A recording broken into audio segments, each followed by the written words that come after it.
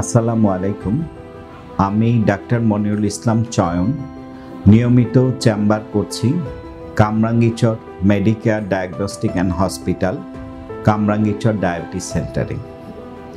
রোগী দেখি প্রতিদিন সন্ধ্যা 6টা থেকে রাত 9টা, শুক্র ও শনিবার বাদে। ডায়াবেটিসের যে শিক্ষা আলোচনা করছিলাম, ডায়াবেটিস চিকিৎসার মূল উপাদানের মধ্যে নাম্বার 1 শিক্ষা, এর মধ্যে লাস্টের টপিক সেটা নিয়ে আলোচনা করব। একটা ডায়াবেটিস রোগীকে অবশ্যই জানতে হবে ডায়াবেটিস থেকে কি কি জটিলতা হয়। এই জটিলতাগুলা জানবো আমরা। সেটা মধ্যে নাম্বার 1 জটিলতা যদি আমরা বলি হচ্ছে ডায়াবেটিক রেটিনোপ্যাথি, মানে রেটিনাতে প্রবলেম হয়ে যাবে। আপনার কর্নিয়াতে প্রবলেম হলো, কর্নিয়া ট্রান্সপ্লান্ট করা যাবে।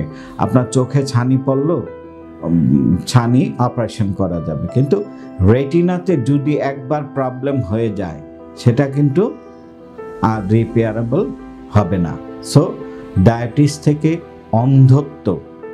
অন্ধত্ব, রেটিনোপ্যাথি, সেগুলা একটা মারাত্মক জটিলতা। এছাড়া কি হবে? ডায়াবেটিক ফুট আলসার হবে, ডায়াবেটিক পায়ে সেলুলাইটিস হবে, রিপিটেড পায়ে ইনফেকশন হবে, অঙ্গহানি হবে, পায়ের আঙ্গুলে গ্যাংগ্রিন হয়ে আঙ্গুল একবার অ্যাম্পুটেশন হবে, পরের বার আবার আরেকটা আঙ্গুলে হবে। টোটাল পায়ে কাটা পড়ার চান্স থাকে। তারপরে ডায়াবেটিস হচ্ছে নেফ্রোপ্যাথি হয়ে ক্রিয়েটিনিন বাড়বে। ক্রিয়েটিনিন যখন কিডনির প্রবলেমগুলো দেখা দিবে, তার সাথে রিলেটেড কি হবে? রক্ত কমে যাবে, রক্তের লবণগুলা কমে যাবে।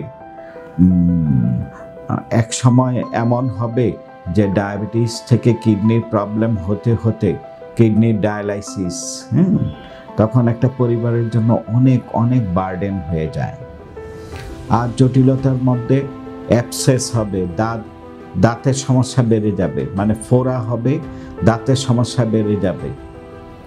তারপর চর্মের সমস্যা বাড়তে থাকবে।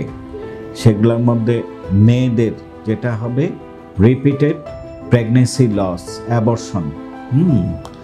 তারপর ব্রেইন স্ট্রোক, হার্ট অ্যাটাকের মতো জটিল সমস্যাগুলা দেখা দিবে।